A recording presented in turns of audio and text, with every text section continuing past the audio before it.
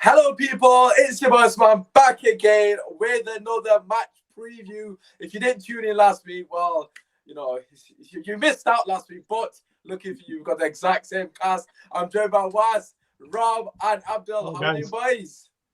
Great, Thank you. Good to have you on as always. Make sure you drop a like, subscribe to the channel. Very close to 800, so hopefully we can achieve that in the near future. And also make sure you show love to all of our guests. Their socials are down below. As I've already mentioned, it is a match preview for our game against Brighton. So if you've got any questions, just put them in the comment section. Please keep them topical. No Sancho talk, as I said last week. We don't care. Say what you want. Just ask what you want, but if I do ignore it, it's probably because it's not topical. Anyways, let's get into it. Brighton coming off the back of a very impressive win against Newcastle 3-0. Abdul, I know you do analytics and analysis. We'll come to you. What were your thoughts on that performance? Obviously, Brighton played against Chelsea, I believe, the week before. Lost that, but obviously we'll touch on it shortly. So what were your thoughts regarding Brighton's last couple of games? With the Chelsea game, I thought they were unfortunate to come out with a loss. At least a draw would have been fair to them. They just missed a lot of chances, and I think Brighton tend to do that a lot, where they create chances but they just don't take them. Yeah. And that's been one of their downfalls, let's just say, last season. What I like about Brighton is that they like to play football. They don't sit off any big team and give them respect and just like what Crystal Palace did last week with us, for example. They will play us, and it's a good thing for us because that makes openings for the likes of Rashford, Greenwood, and Martial and Bruno Fernandes. But I didn't watch their game against Crystal Palace. But with the Chelsea game, they really impressed me. But also, you could say that Chelsea being disorganized a little bit and having not, integrated all their new signings and shiny toys very well yet, could have helped them as well. Yeah, no, obviously the Chelsea game, first and foremost, I'm not being salty at all. Respect to Chelsea for getting the 3 points. But I don't think they should have won that game at all. I thought if it wasn't for a worldie by Reece James, it looked like Brighton were going to get the second goal. Obviously, Brighton leveled to make it 1-1 at the time. And they looked like the better team. They were playing better football. Chelsea was just clinical after that, Reece James goal. So fair play to them. Yeah. As you've already mentioned, Brighton missed a lot of chances. Rob, just regarding Brighton, because we didn't play him too long ago. Obviously, we beat him 3-0. One thing I noticed about them in that game in particular, we were 2-0 up. And then for some reason, before we got our second goal, they seemed to show too much respect. And then when we went 2-0, they thought, no, let's just forget about it. Let's just throw the kitchen sink. And they started to outplay us in terms of possession. And they started to keep the ball really well. Of course, we got the third goal on the break. I don't think many teams could have stopped that goal. Obviously, Bruno getting the final touch, so to speak. But what have you thought of Brighton so far this season? Have you been impressed with part of this sort of approach to games? I have been. I think the 2 games that they have played that I've seen, that they've played really well. I think you find that the teams all in the bottom half of the season, they've all kind of strengthened in areas where you'd expect them to maybe have problems last season, and they're trying to address that. So like you're saying there, when we played them last time, we were able to just kind of hit them on the counter and really just lean on their weaknesses. I'm not sure if it will be the same situation this time around when we play them tomorrow. I think United will have to step up a gear. It's very similar, I think, to the Crystal Palace conundrum. And that is the sense that if United are not at full strength in terms of their fitness, then they'll get punished. And it's as simple as that. In the Premier League, you can't get away with being a step off the pace. And if you are, most teams in the Premier League will come out and punish you. Yeah, what are your thoughts in terms of the way United are going to go into this game? We just finally won a game against Luton. Granted, it wasn't a great performance. We got the result done, which is the only thing that matters in cup competitions. But is there anything that you saw in the Luton game in terms of a positive that we can take forward into this game, or do you think you're still a bit worried in the manner in which we're going to come into this game in terms of no confidence, so to speak? Yeah, I mean, with the Luton game, obviously we played played well when the changes were made. Basically, the first 11 they weren't really creative. Apart from Van der Beek, he looked a bit lively. He wanted to do the one-touch passing and try to create space, but no one one's on his wavelength or speed or sharpness even. But Eric Bailly was a brilliant addition to that team. I think he's the only shining light that really came out of it. And obviously, when Greenwood and Rashford getting the goal, obviously, and Greenwood, they just looked far beyond compared to the team that started the match as well. So I mean, I don't think, because obviously it's going to be a totally different team against Brighton tomorrow. So do you know what I mean? We're still. I think he needed to give. I know a lot of people saying, "Oh, Pogba, it was good that he rested." Obviously, he's come back from an injury. I think Rob was saying the other day as well. But I personally want to see Pogba play. I want to see him play with Van de Beek and maybe Bruno as well, and just get the minutes and that cohesion kind of built up as well. So basically, we've learned with Eric Bailly that he's a good addition to the first team. I'll rest Lindelof and put him in there. But other than that, it's kind of half-half, because half played, half didn't. So I don't know. It's kind of hard to tell. Yeah, to be fair, I think that's a fair assessment. Abdul, what were your thoughts on Pogba not playing in particular in that game? Obviously, was kind of alluded to Van de Beek being one of the shining lights alongside Bailly. Is there anyone else in that game? Asked the lads on the podcast on the Wednesday, actually, the game after. Was there anyone that stated a claim to say, "Oh, I should be starting tomorrow"? Or do you think there wasn't really anyone? To be fair. I think our entire midfield was great in the Luton game, especially Fred, Matic, that double pivot, Donny, of course. Lingard is trying to state a claim in the first 11. I thought it was very bright, not like the Lingard we've seen in the past year. Bailly also was an exception. Who else played in that game? I thought Wan-Bissaka Mata had a good game as well, to be fair. Yeah, I was just going to say Aaron Wan-Bissaka as well. So I'm expecting the first teamers to be back. One of Fred or Matic to be back as well in the first team. With the Pogba situation, I honestly don't know. I kind of thought maybe he'll put him into the Luton game just to get him up with his fitness, just to give him one more game in his tank. But he didn't, so maybe he's doing extra work on the field back in training. So I really don't know. Yeah, no, the Pogba one's interesting because we don't really know if he's starting tomorrow. Rob, what are your thoughts regarding Pogba? Do you think he should be starting? Of course, it's quite evident he wasn't fit last week. He's had another week to train, so I think that's a positive without potentially risking any fatigue or injury against Luton. Do you think that was the right call, and would you play him tomorrow?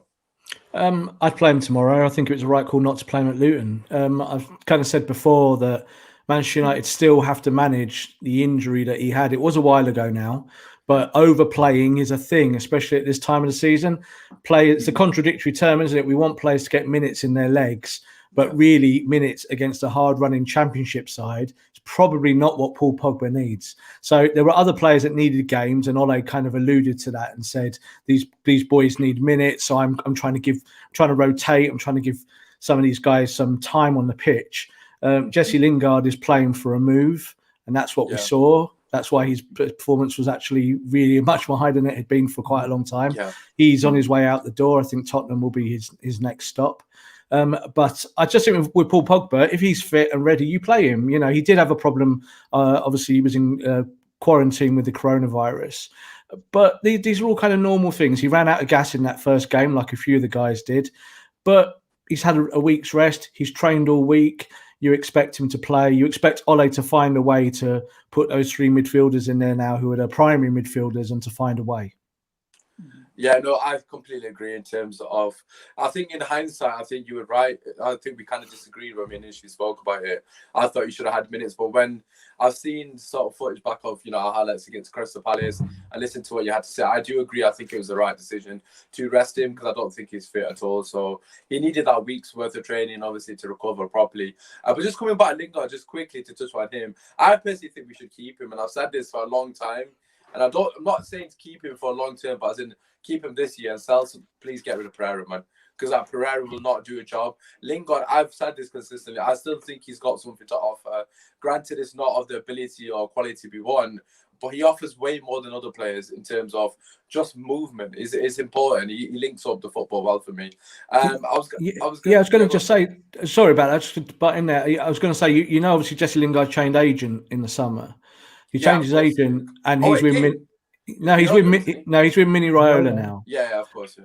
And you change agent like that when you're ready to move. Yeah, so, of course, yeah. So there's nothing really about him trying to stay at United. He wants to go. He doesn't play for United in terms of starting. Yeah, you're right. You'd rather see someone like maybe Pereira moved out or whatnot. Yeah. But I think it's much of a muchness at the end of the day. I think Jesse Lingard knows he's finished at Man United, and it's probably the right time to sell him. They'll get a good fee for him. He'll get a good wage. Obviously Mourinho loves him as well. So it kind of all the stars and all the planets are all moving together, and I think that it's probably the time for him to leave the club. Well, to be fair, if we give him 50 million on top, they can give us Kane, so it's no problem. Or Son, I'll take Son. I don't know whichever. Also, Lingard is sellable than Pereira. He has more of a career to continue than Pereira. Yeah, no, absolutely. I think Son straight swap. Maybe they can give us 10 million. I'll take it. We got a comment here from Prodigy, Pereira, Rojo, Romero, Jones, Smalling, not involved. Why they're still here? Honestly, guys, sometimes I forget Jones is still at the club, with all due respect to the guy. But that aside, we'll leave that for the podcast on Sunday. Was, listen, how do you want Man United to approach the game? One thing I'm noticing it with Brighton in particular, well, I suppose every team does this now. They pass out from the back. We've got a lot of young lads up front, Rashford, Martial. Obviously, Greenwood's probably going to start. We've got Bruno as well. The flies back.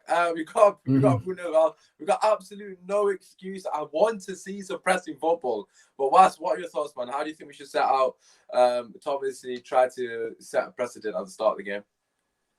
Yeah, I mean, the last preview did for Crystal Palace game, I think it was us four as well, and I was like, we set out our team and everything, and then obviously Ollie made those two changes, like what, where to put on it kind of thing. So yeah, I want to see pressing from the front. Basically the same team I wanted for that Crystal Palace game that's the team I want as well.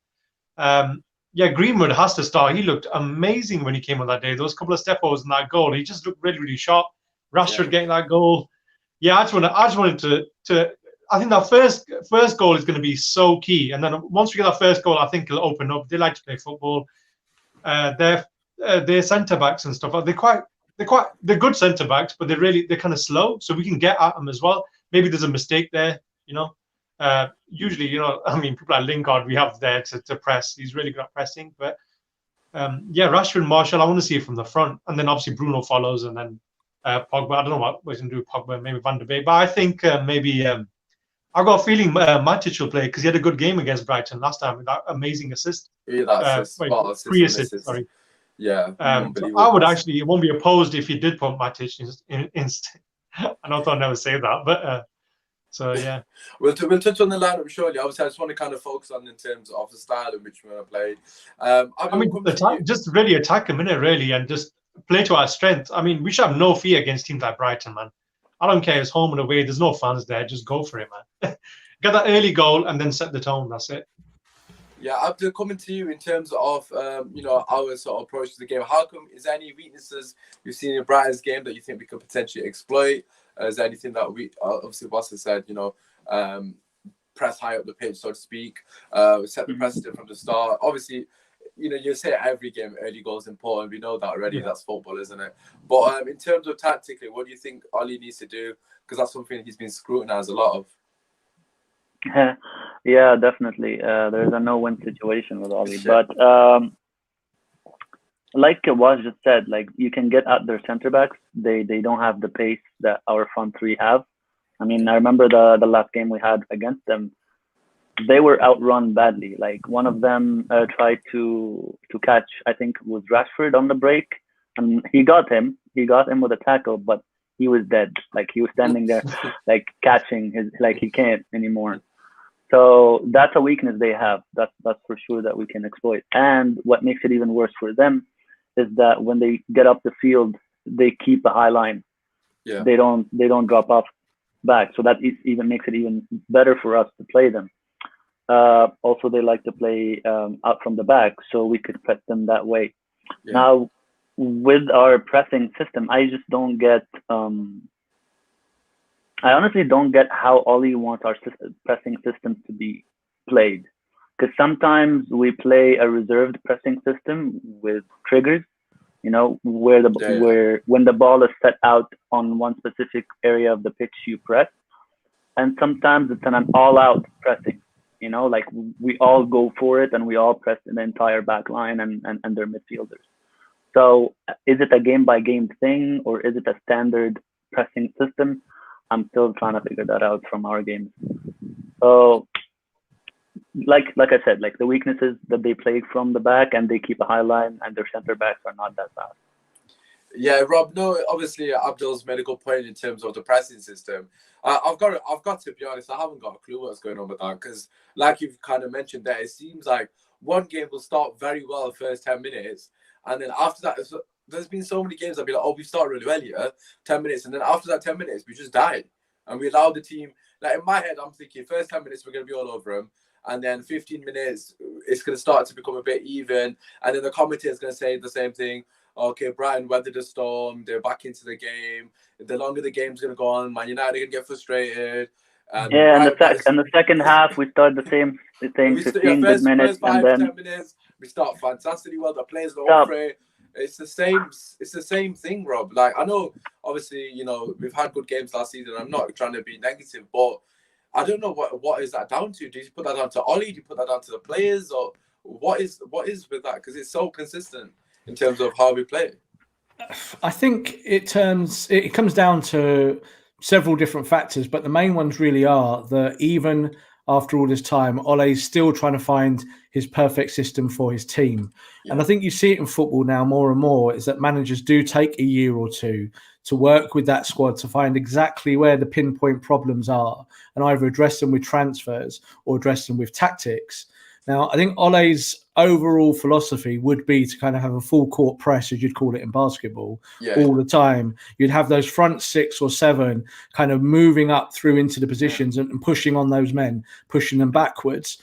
But as we see in the Premier League, everybody has got a kind of little counter to that. And some teams will happily let you press and will counter on you. A Crystal Palace or something like that will go longer or quicker through the middle. And you then have to be aware that if you're leaving yourself maybe 2-on-2 at the back with your 2 slowest players in the team, Lindelof and Maguire, you're in trouble. So pressing is essential and key.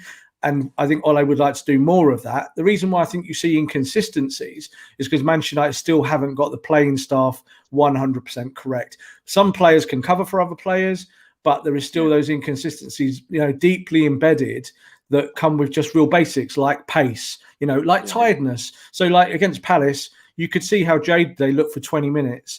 Then maybe in the second half, after about an hour, they looked like they'd settled a bit more. Then after that, when they were chasing the game in the last 10 minutes, they looked completely shattered again. That's all about fitness. That's all about pre-season. And one thing you've got to remember with this game is that Brighton have had around 3 weeks more pre-season training than Manchester United. Now, that's a big, big fitness gulf. Now, will that show up tomorrow? I'm hoping not. Yeah. But it in technical terms, of course, it probably will, because United will tire at times. It might be a staccato performance where they look good for 20 minutes. 20 minutes, they kind of have to take the foot off the gas because they can't breathe. Whereas Brighton might just have a little bit more oxygen in their lungs when it comes to running a game. And a point on that, sorry, Usmaan, point on that as well. I was always stating that you have no idea of the impact that an offensive fullback, a better CDM, a mobile CDM, and a left-footed centre back would do to Manchester United. They would transform us. They would totally transform Bruno Fernandes. When Bruno Fernandes came, Manchester United couldn't press. The day he arrived, United were the worst pressing team in the Premier League. All they could do was counter-attack. The day he arrived at the football club, they suddenly became a pressing team, and they were suddenly on people. And you were like, "Whoa, one player can change so much." But you're right. You know, if you get Tellez or someone like that who presses up, you get a defensive midfielder that can run the game from deeper. These are all massive wins. Yeah. So I remember when I was telling you before, earlier during the lockdown games, I was telling you that we were pressing in 2 blocks. Right. Like Rob was just saying, I was feeling that Ole doesn't want to leave the 2 center backs exposed. So you have Bruno and the 3 forwards press on their own. Maybe Pogba would push up a little sometimes, and sometimes does not. But you feel like there's just 2 blocks from the team. And they're separated. There's no team presses there really. It's just completely exactly. Separate, So I feel like he still does not trust his 2 center backs one-on-one, like Rob was saying. So that could be an issue, and that's why I'm saying like a mobile CDM, a CDM that's CDM. like faster, What Fred? What Fred? more agile. That's what I was Yeah, gonna more ask you, agile than Matic. I was going to ask you about that. That's what I was going to come on to, actually. The next comment was about Fred. Look, I've already said on so many shows recently that I would personally pick Fred in these games. I know a lot of us has already alluded to Matic. It's going to start. And to be fair to Matic, you know, you've got to respect him because he's been fantastic for us in 2020 for me personally. He's really turned the corner. But I just prefer Fred. Like, I just think, okay, granted, he can't do what Matic does in terms of read the game to the same standard, but I just love his ability to get the ball and get us moving forward quickly. As in Fred, he loves that ball through the lines. Obviously, he breaks the lines so well with his passing. I'm not to say Matic doesn't, but nowhere near as much as Fred. Fred will get the ball and he'll pass it straight to Bruno Pogba. You know, we've scored a lot of goals because of that reason, the ability to move the ball quickly from obviously back to front. And I think Fred is very pivotal in that. Do you think Fred can do that job? Obviously, you're alluding to the press, and I think Fred's perfect for it. I think he's tenacious. Granted, there are better players out there, but given what we've currently got available, I think he's the best one. No, it's my answer. He doesn't break the lines. When he does play deeper, he runs and he does that running job that you want him to do. He busts his lungs. He works really hard. Yeah. He doesn't break the line with his pass, and all the stats say that. Who's the player to pass the ball from that area? I think he tries to. You know why, Rob? Oh, sorry? You know why? It's because Fred does double the amount of activity that our two other CDMs do. So the probability of him making a right breaking pass is higher. Absolutely. There's no doubt about Fred's work rate, but I think the quality of his final ball or that ball to go from back to front and be accurate, it's not there. It's never been there. And unfortunately, when you look at the kind of stats and you break down his game and you look at what he's good at, we know that if you put him as a defensive midfielder, he'll do all that work. But does Fred really ever get that block in that last man as a defensive midfielder? And does he turn defense into attack? Both of those answers to that question is no, and that's unfortunate because it would be great if he did. And the player who plays the most intelligent balls out from the back of in front of the back four when he plays there is the guy that everyone thinks can't defend, and his name is Paul Pogba. So Pogba can play that ball, and he won't give you the work rate that Fred does, but if he does pick a ball off and the ball ends up at his feet, it goes back to front and much more quicker, much more accurately. And that's why Matic plays, you see. When Matic has played there, Matic has been part of the low block. He'll sit in front of the centre-backs, plug that hole effectively. But you've got to get out, you see. You can't have 8 players behind the line of scrimmage and hope and think that you're just going to get out and you're going to be able to counter-attack on teams. You have to play through that middle part. And I think that's where Fred's weakness is. When he came to the club, he came to kind of be a kind of box-to-box player, someone who could pick the ball up, do different things at different times. But what we've seen in the last year, that even though his performances have got better, he's quite limited. His skill set is limited. And I think that's also why he fell out the team. You know, when all the guys came back fit last year, he was the one that made way, and everyone was like, oh no, poor Fred, that's really bad for him. And I agree with that. But I don't know. I can't see him starting tomorrow. I'd be quite surprised to see him starting. I don't think he's going to start. Everyone in the comments is disagreeing with me, so that's a normal occurrence. You should play Giroud. Just play Oliver Giroud tomorrow. Don't worry, don't hate on it. Don't worry. Usmaan, the tenacity and the activity is good, but if the line breaking passes are calculated. So the differences between Matic and Fred is, in certain areas, Matic will take risk passes, but it's very calculated. So the probability of Matic missing a risk pass is very low compared to Fred. Fred is very hyperactive, and he does a lot of things, and he's all over the place. Yeah. But his probability and his mistakes are double that what Matic does. So it's kind of like a risk and reward. Which one do you really want to risk it with? Don't worry, I'll tell you what we do. You're right there, Abdul, because we've got a couple of risk takers. Obviously, got Bruno just ahead of him. Pogba maybe gets caught out now and then. But you can't have another one in Fred because you need stability then, and that's the problem, I think. So where does Van de Beek come into this? I got a question there, but where does Van de Beek? Can he fit into our system there? Does he? Are we defensive enough with him in there? Can he play that like role? Pogba and Van de Beek, or like Matic and Van de Beek? Yeah, Pogba, Van de Beek, and then obviously Bruno just ahead of him. How does that fit in? Honestly, I don't see it. I know people say on Rob weaker sees it. teams we can get away with it, Yeah. and we can probably, against weaker teams, but it's just it can't be Well, the standard. They can't Brighton are not a weekend team, but they're one of the, One they're of the kind of GPU team who class. could be doing that. I don't know. Because potentially. Pogba, like Rob said, is a good progressor. He's the one who's gonna get you the ball forward fast, but under pressure He gets caught and in out. those deeper roles is not it's not good for Pogba. What I'll say and is, when France won the World Cup and Paul Pogba was obviously pivotal in that team, where did he play? Yeah. He played in he front played of in a the back double. four. It's a double pivot, as you said. Yeah. So United actually kind of play a similar system anyway. We don't see Van der Beek at all as being a defensive player. We know this, but he does have box-to-box qualities. He does have an engine. And again, as I've kind of said before, he has already alluded that the manager has said to him that he'd be playing a slightly different role, and he likes the idea of that. Now, I think that when you come to a club like Manchester United, if you get to partner up with a player like Paul Pogba, you're quite willing to maybe do a little bit more of the work to be with him, to find that bond and that chemistry. So there's no doubt that if you were playing an out-and-out central defensive midfielder, you would play Matic. He is the guy who makes the least errors in that position. And what he does is that if there is no ball on at the front, he actually takes it to the side. I don't know if you ever see it. He turns to the side and he'll sprint 10 yards with the ball towards a fullback. And that's how he keeps possession. He doesn't always feel the need to kind of just go into no man's land. What you see with Pogba, I think what you'll see with United playing the weaker teams is that Pogba will be the guy, as I keep calling him, a quarterback. He'll be the guy given that license to break, to get that ball forward and use those front three and Bruno to get forward. And Van der Beek will come from much deeper and make deep lying runs. Is it the most fantastically defensive setup in the world? No, it isn't. It's not ideal. But United should be looking at beating the weaker teams. Now, tomorrow's a different thing, though, because as we've said, Brighton may be fitter. Paul Pogba might still not be fit. So there might be a case to play, as McTominay played the other day. Everyone was like, why did McTominay play 90 minutes? Well, it's because he can run. So that was why he was playing, to actually someone who could still look after those two centre-backs. And that is a problem when it comes to running in the Manchester United team. Paul Pogba's not the answer as an out-and-out central defensive midfielder. But if you want to get forward quick, he's your guy. He's a number 6. He's a modern number 6. He did it for France. He won a World Cup doing it. He can do it if the rest of the team are performing their function as well. Yeah, no, obviously, I think this is a conversation that's going to completely, everyone's got a different perspective on it.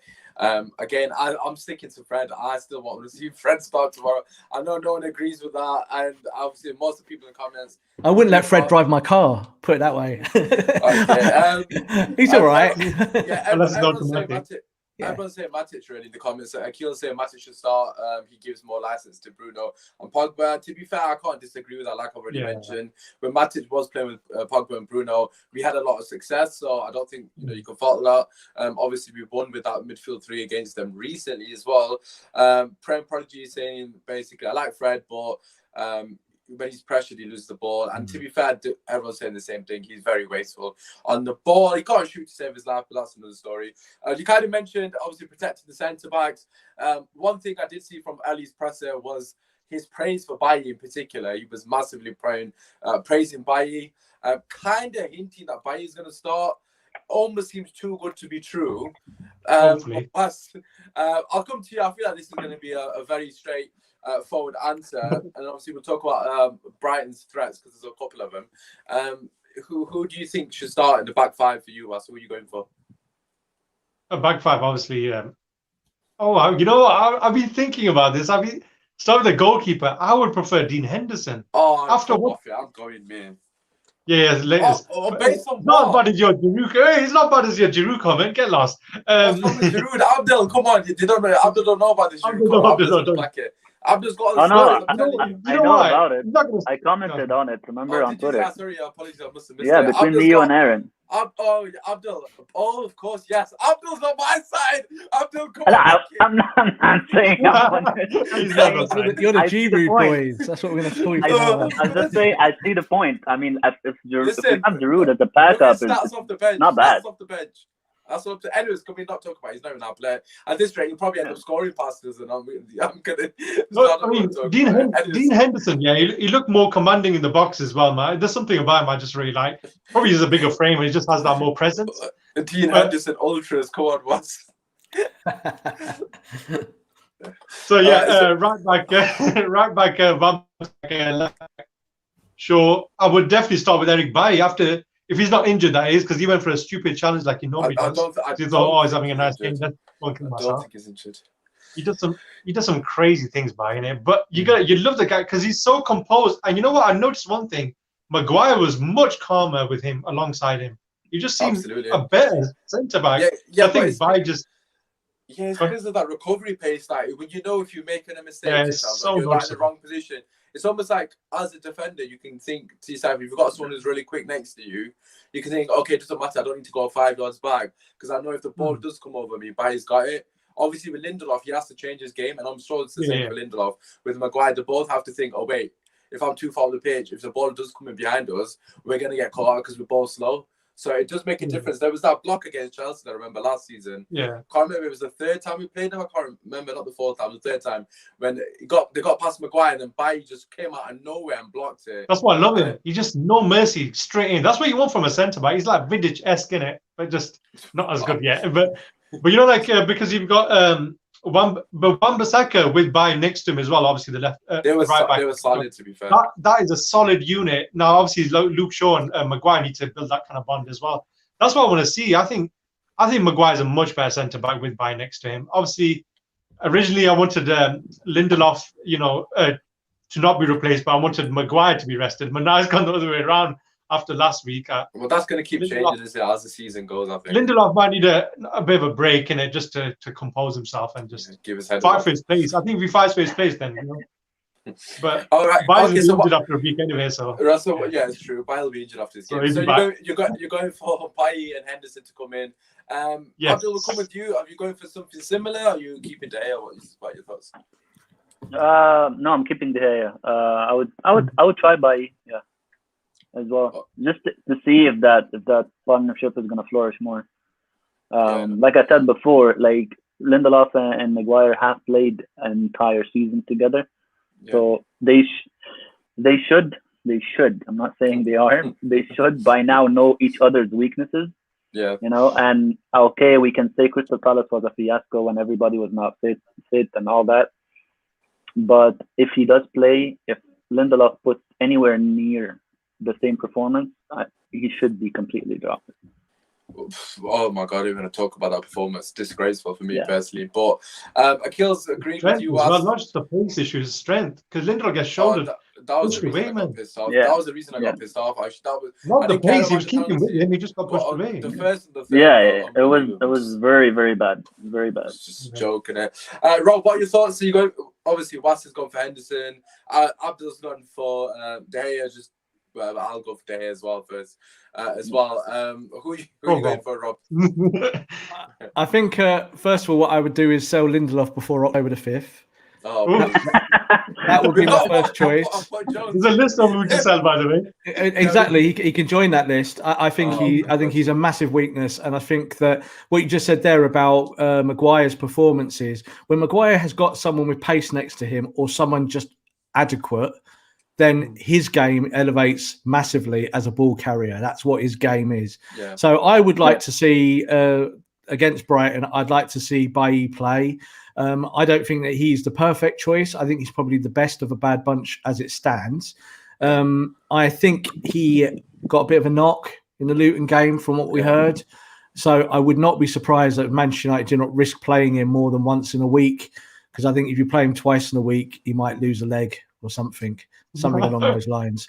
So you just don't know with Eric Bailly. So, but he did talk today about Tuanzebe coming back and saying Tuanzebe is nearly fit. Tuanzebe, of course, won't feature against Brighton, but that option is there, and Ole has to think, more than just what is the next game. He has to think slightly longer term than maybe the fans do.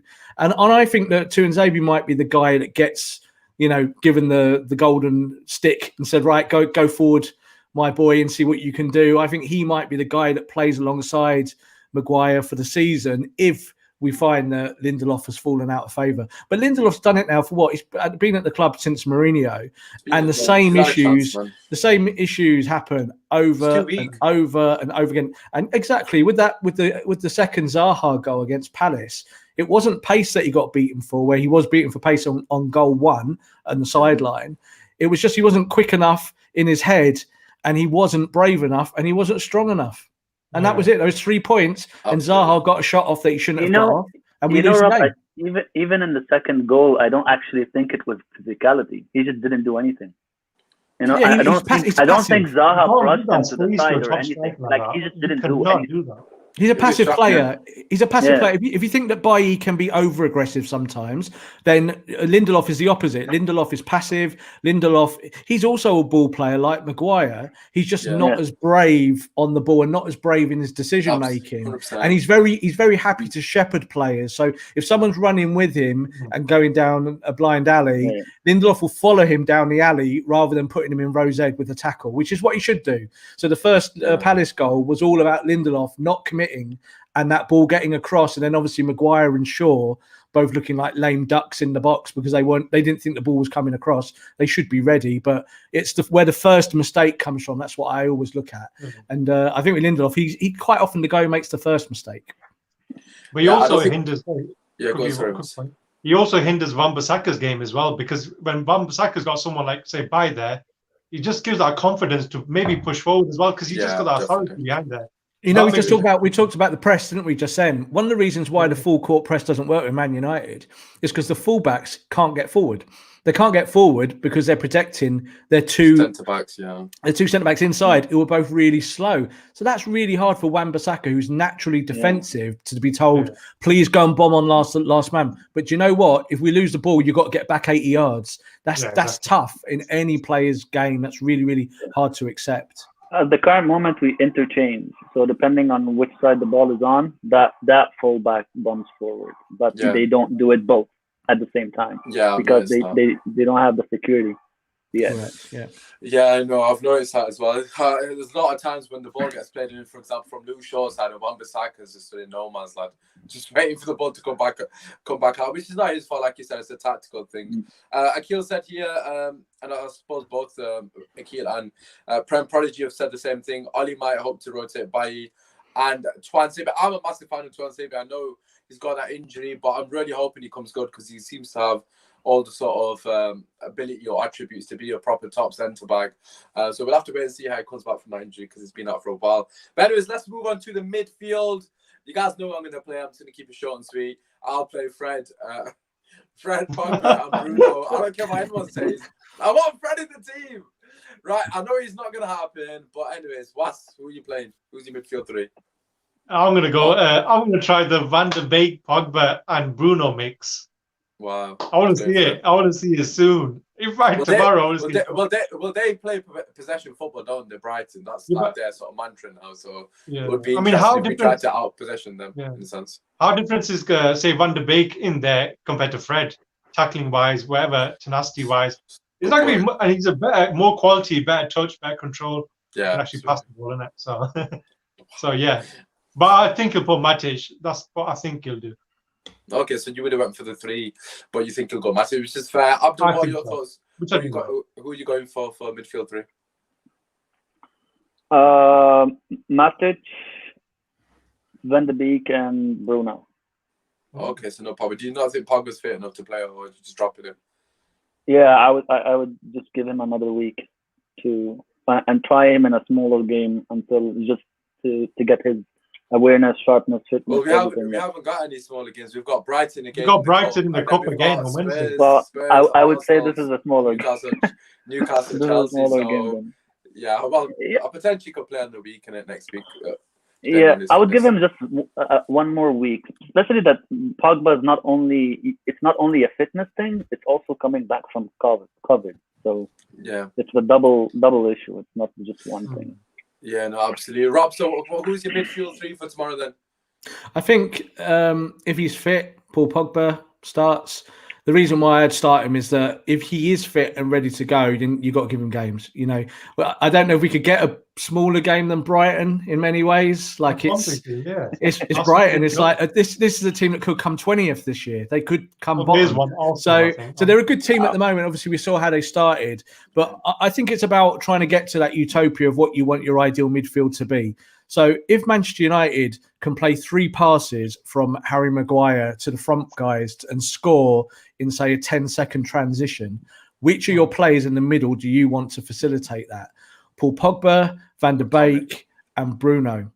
Yeah, so that's why I wouldn't pick Fred for that game. And it's not to say that, say, Matic wouldn't play. So, for instance, if there is still fitness issues and Matic is ready to go, you might see him just sat in front of the back four just to plug that hole. And then it might well be like 2 from 3. So almost Bruno starts without hesitation. He never sits on the bench. And it might be a case that Donny's the guy, obviously started in the last game. He might go and sit on the bench. Or it could be that Pogba isn't ready because he's not 100% fit. So you go with Donny in there. Ultimately, there's no kind of perfect 3 in there, but it's about looking at your opponent and what you want to do. For me, I want to see United play attacking football, put my 3 midfielders in there that allow me to do that allow me to get excited. They might not be the greatest defensively, but the back 4 have got to go and do that job as well. You know, you're playing Brighton, who might play with 1 striker or 1 with 1 off. So you're not playing 4 strikers on 4 in the defence back there. Those back 4 should be able to handle Brighton's front men. And that allows your midfield then to go and play football. And I want to see United play football. That's how I always think about it. Yeah. I don't think anyone's gonna disagree with that, to be fair. I want to see United play football. Listen, in terms of the front 3, I'm just gonna keep it short and sweet. I don't think anyone's gonna change the front 3. Surely we're keeping Greenwood, Rashford, and Martial. Yeah. Unless Lingard may have done something to get into someone's team. I don't know. No. Okay, no one seems to have any objections with that. Okay, give Giroud a game. Yeah. Oh, don't worry, it's gonna happen, Rob. Don't worry. You'll be chanting his name. It's all good. Yeah. So obviously, regarding the front 3, as always, for me personally, I just want to see Rashford closer to Martial. I know he's offering the width at the moment. If Luke Shaw's playing, I want Luke Shaw to be our width. I want Rashford almost playing as a second striker. Just let Greenwood do what he does, man, because that guy is just clinical anywhere near the box. So I wouldn't give him too much, obviously, sort of information because it's not really his natural position in a sense. For me personally, that's what I want to see. I want to see Rashford and Martial as close as possible, playing those 1-2s. They've had a lot of success. You know, I can remember a couple against Brighton. Against Brighton as well. But Sheffield United and Bournemouth, them 2 games in particular, the way Martial and Rashford linked up, people were getting a bit kind of instant. Andy Cole and Dwight York, that's how good they were at that time. So that's what I want to see from them. Abdul, what are your thoughts on the front 3? What is anything in particular you want to see from them, or is it just they had a good season last season, really? So it's just continuing what you left off, really. Not really something different. You just want to see them sharp, you know, up for it. They're 100% in. Because like last game, I know we keep talking about this. Like it really seemed like Rashford and Martial were not fit. Even the balls were not sticking to their feet at all. So like Martial usually is very good with receiving a ball at his feet, right? The ball wasn't sticking to Martial's feet. So you just want to see them more sharp, more in the game, and because they can play really, like they play beautiful when they link up with each other. Yeah, no, absolutely. Rob, just to finish off before we do the score predictions, obviously we need to look at Brighton's team and the threats that they have. Is there anyone in particular you think that's going to cause this problem? I'm just going to throw this guy's name out here straight away because I don't think he gets enough respect. Trossard, for me, is a massively underrated player. I don't understand. I remember when I can't remember who I was talking to, but obviously it causes a lot of problems last time we played him. But I just think this guy's he's a threat. Like, he's a constant threat. He's always getting the end of things. He finds himself in those pockets of space. He's like a Lingard, really, to an extent, for them, but with a bit more quality, with all due respect to Lingard. Rob, what are your thoughts? Is there anyone from Brighton you think that we need to be careful of that can hurt us? Obviously, I think Trossard's the player. I think he's the guy that always seems to give us trouble when we play them, and he's the guy that we tend not to be able to pick up. And this falls into that narrative that we were just talking about in terms of a central defensive midfielder, about how do you track that run? How do you stop that guy maybe picking the ball up in a pocket where he then suddenly becomes dangerous in the last 30 yards of the pitch? So like we said against the Palace game, though, this is about, again, Manchester United. How can Manchester United find their transition game, get the press on, and dominate much higher up the pitch, which of course they didn't do against Crystal Palace. It was all very kind of au fait and in and out for 10 minutes and not really working. So I think that's the key to the game. You're just saying about the front three. I think you have to now just start playing your normal front three, and we all know who those guys are. You know, we won't mention the guy from Borussia Dortmund, whose name we will not mention. You know, he might come to the football club and change that position. I wasn't sure you heard about it for a second. I was like, oh yeah, of course. Haaland. No, yeah, Sancho. But obviously, I think that as it stands, even though Mason isn't a right-sided forward or whatever we want to call that position at the moment, he's the guy I want in the box. Those three need to be much more narrow. That's what I want to see in this game. Yeah. I want to see Martial. I want to see Rashford stop pretending that he's Ryan Giggs standing on the wide left-hand side touchline. In the box. You're not a winger. Yeah, you don't even play as a winger. You're not a winger. You don't get past the fullback and cross the ball. And we've never seen that. So get in the channel. That's where he should be playing. So I agree with what you said about them playing close together.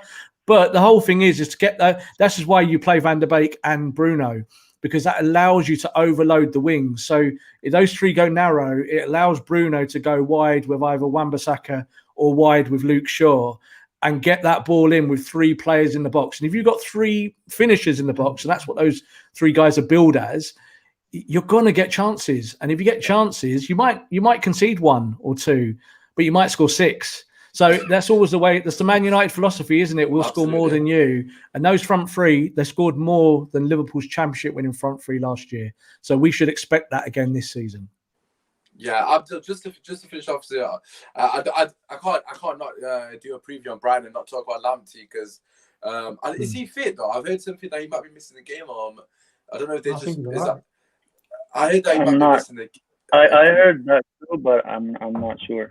Like I heard he got a knock, but he's been brilliant, Lamptey. He's been brilliant. Let's just assume he's fit then, anyways, just to cover it, anyways, because a lot of people in the comments are saying Lamptey, of course.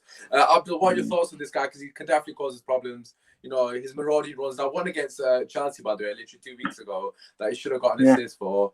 He literally just skinned the whole defense. But yeah, what are your thoughts on him? Do you think he's going to cause us problems as well? He's very, very, very brave, and his dribbling ability is impressive.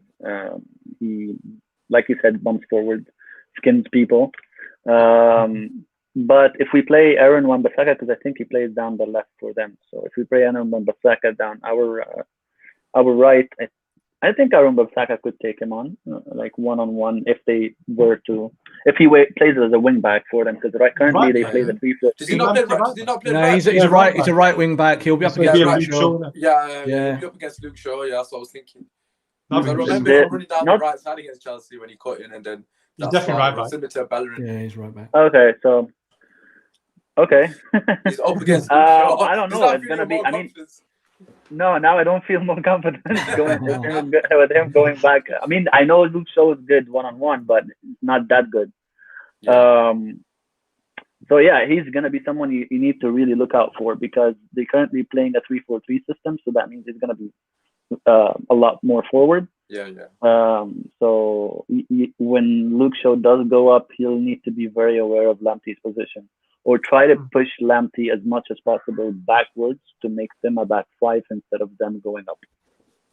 Yeah, I think my worry is if Lamptey's one-on-one against Maguire, I'm going to be really, really worried. Especially if he's near the box. I can see Maguire.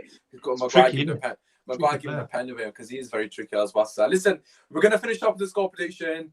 I feel like I should go first. I don't actually know I don't know what to. I think it's going to be a tight game though, because I do think they're playing well at the moment. You know, like myself and Abdul said earlier, I watched the whole 90 minutes against Chelsea, and I genuinely thought that Chelsea were lucky in a sense. It should have been a draw for me personally, and that's not me, being bitter at all. Fair credit to Lampard's team getting over the line, and obviously James getting that absolutely. And even a draw wouldn't have been fair to Brighton. Even a draw. I genuinely thought Brighton played the better football from when I watched the game, anyways. I can't remember Chelsea causing them that many problems. But anyways, I will say that defensively they do make stupid mistakes, so hopefully we capitalise on that. I'm going to say 3-1 Manchester United. I've gone for Bruno. No, I didn't go for Bruno, that's a lie. I've gone for Martial, Brace, and Greenwood, which doesn't make sense because I saw Martial in fantasy football, so I kind of contradicted myself here. But it is what it is. What's his score prediction? Yeah, I'm going to go for a 3-0. I'm gonna go. If Eric Bailly is playing, we're not conceding nothing. Oh yeah, sorry. I need to add actually. Sorry, I need to add to that as well. This score prediction is based on if Eric Bailly is playing and not Lindelof. And Giroud up front. Yeah, of course. Not gonna let you go with that. Yeah, 3-0. I think you know what? I got this weird feeling. I think Greenwood is gonna bag a hat trick. You heard it here first. He's gonna bag a hat trick. I don't know why, but I just got this feeling. I really hope so. Yeah, well, Yeah, the Chelsea no, fans will start crying because they've been comparing to. Because I think that's where their weakness is on the left-hand side. I think that's where their weakness is. And if he does those step overs and cuts in and hits it, that's it. Game over. It's game over, isn't it? If he does a Game step over. Rob, what's his score prediction? I think because living in realism and thinking about where we are, I think that Bailly, I don't think Bailly will play because I think he had that knock. So that's a problem. And I do think that Lamptey is a problem in terms of pace on that right-hand side. I think the score will be 2-2. I think it's going to be a draw. And the reason why I think it'll be a draw is because the same issues that hurt Manchester United in the Palace game, well, I think will still be present because I don't believe that you can bring your fitness on that quickly as a collective against a team like Brighton who have similar kind of attributes, and they'll try and hurt United in the same way that Palace did in many aspects. But I think you just saying there about Greenwood scoring goals. I wouldn't be surprised if Greenwood has a breakout game and scores a hat trick. Hat tricks seem to be the norm at the moment at the start of the season for players. Everyone seems to be bagging hat tricks for fun, and I do think that Greenwood will be more dangerous this year. I think he's learned from a whole season playing.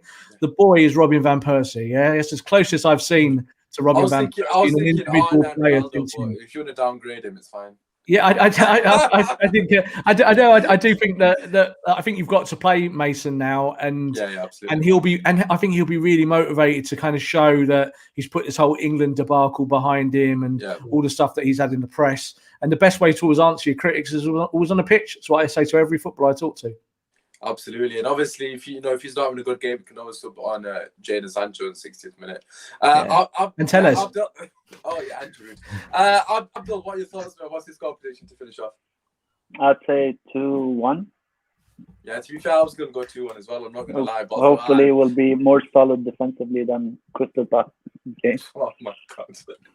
Oh my god! If we play as poor as Crystal Palace and they don't sign a centre by next weekend, I give up. There was lack of urgency. There was no urgency. I was like, just walking pace. The whole pre-season thing is a big problem. It's a big problem that United are 3 weeks behind virtually the whole of the Premier League. Man City were in the same situation, weren't they?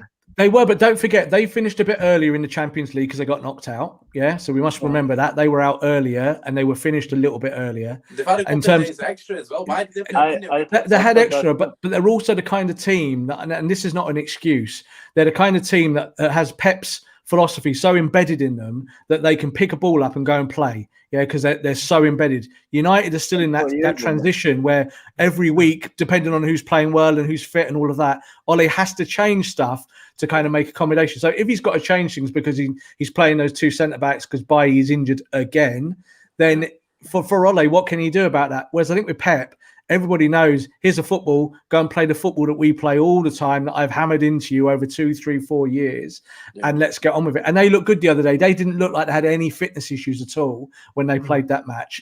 They waned for a little bit, but United do. United look like a team that have started late and are playing catch-up big time. And this will be another pre-season game. Again, fans don't want to hear that, but Ole will be looking at this or talking about players getting minutes and maybe getting a bit more energy into people's legs and not relying on the fringe too much. I don't think you'll see Dan James this week. I don't think you'll see Scott McTominay this week. But there is always that issue that in training, if a guy isn't ready, you can't play him. Yeah, no, I think that's a very true point in terms of fitness-wise. I suppose we'll have to just wait and see what happens. The most important thing tomorrow is getting the 3 points. We need to get the points on the board because, hypothetically speaking, if we just have another disaster and we lose with 6 points behind everybody already, and bear in mind everyone's playing an extra game, so like you say, 9 points on the board to most of them, and 0 to us, which is a daunting task after 3 games. But anyways, just want to say a massive thank you, as always, to our guests. Make sure you show them love. Their socials are down below. Make sure you drop a like, subscribe to the channel. Subscribe, guys. Yes, I love that. That echo, beautiful. We need to get to 100. Come on, guys, sort it out. We definitely rehearse that. Anyways, it's been yours, Usmaan. Peace. Come on, Giroud, get a hat trick for us tomorrow.